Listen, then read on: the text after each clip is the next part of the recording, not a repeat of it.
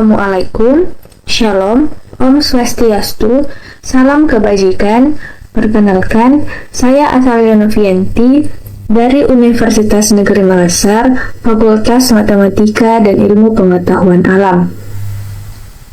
Pada video kali ini, saya akan menjelaskan etika Pancasila dalam ketetapan Majelis Permusyawaratan nomor 2 tahun 1978 pada bab 6 Pancasila sebagai etika. Dalam kedudukan sebagai dasar filsafat negara, maka nilai-nilai Pancasila harus dijabarkan ke dalam norma yang menjadi pedoman dalam penyelenggaraan bernegara, berbangsa, dan bermasyarakat. Ada dua norma dalam kehidupan bernegara, yakni norma hukum dan norma moral. Oleh karena itu, dapat dinyatakan bahwa Pancasila perlu diderifikasikan ke dalam norma hukum dan norma etik bernegara. Pancasila menjadi sumber norma etik adalah implikasi etis dari Pancasila, dasar filsafat negara.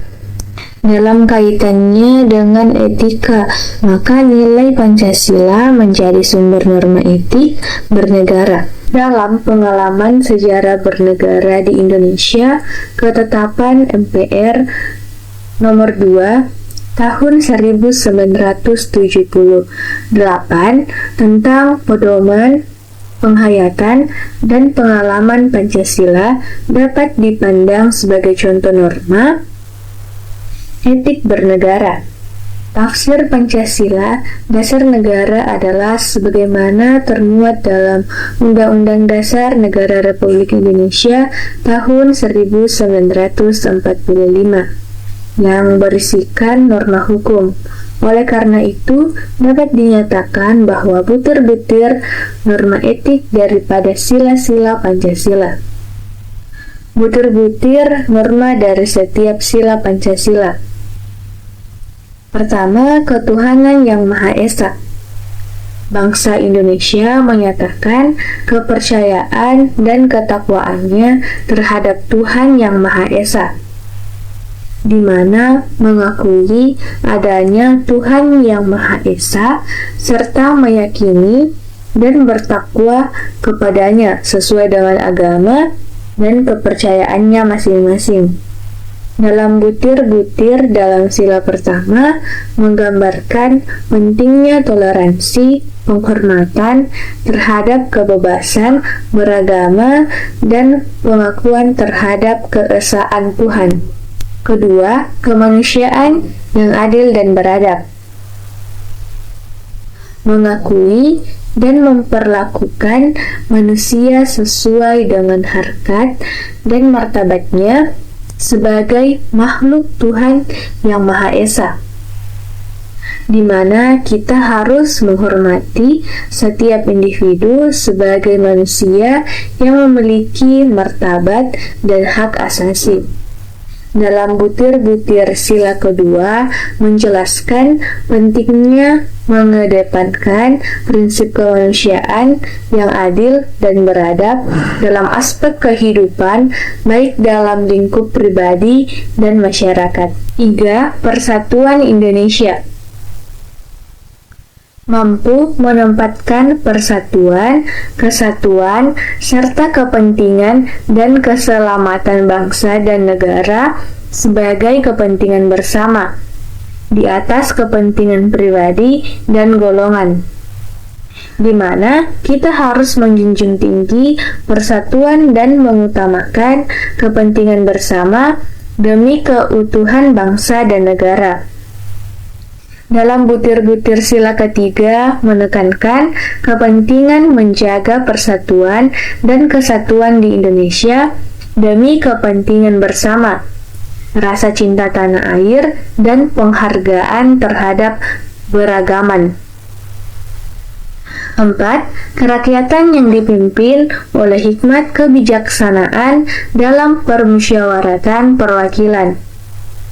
Sebagai warga negara dan warga masyarakat, setiap manusia Indonesia mempunyai kedudukan, hak, dan kewajiban yang sama, di mana kita mengaku bahwa semua warga negara memiliki hak dan kewajiban yang sama tanpa diskriminasi.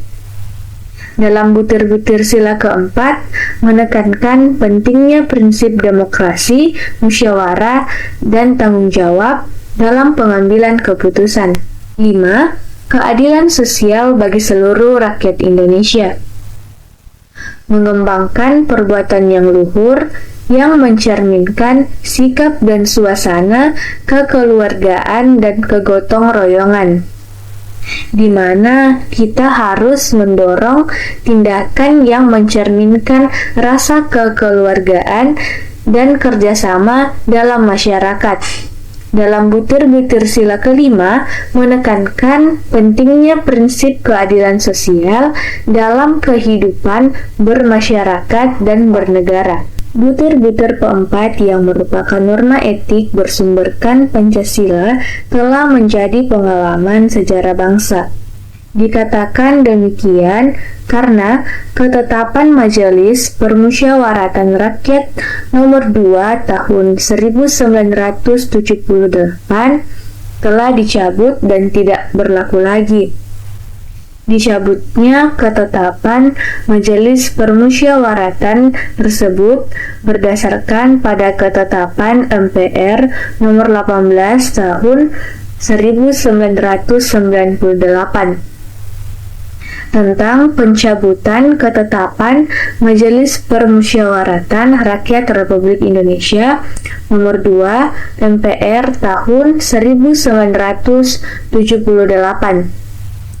tentang pedoman dan pengalaman Pancasila dan penetapan tentang pengesahan kembali Pancasila sebagai dasar negara. Tapi yang menarik adalah meski P4 telah dicabut, sebagian publik masih menyatakan persetujuan dengan apa yang termuat dalam P4 tersebut. P4 atau pedoman penghayatan dan pengalaman Pancasila. Ini dianggap sebagai sesuatu yang baik, tidak ada yang salah, memiliki tujuan yang baik, dan penting untuk membangun jati diri manusia Indonesia. Ketetapan Majelis Permusyawaratan Rakyat nomor 2 tahun 1978 adalah pedoman yang dapat dijadikan penuntun dan pegangan terhadap sikap dan tingkah laku bagi setiap manusia Indonesia dalam kehidupan bermasyarakat, berbangsa, dan bernegara. Demikian materi yang saya sampaikan. Lebih dan kurangnya mohon dimaafkan. Sekian dan terima kasih.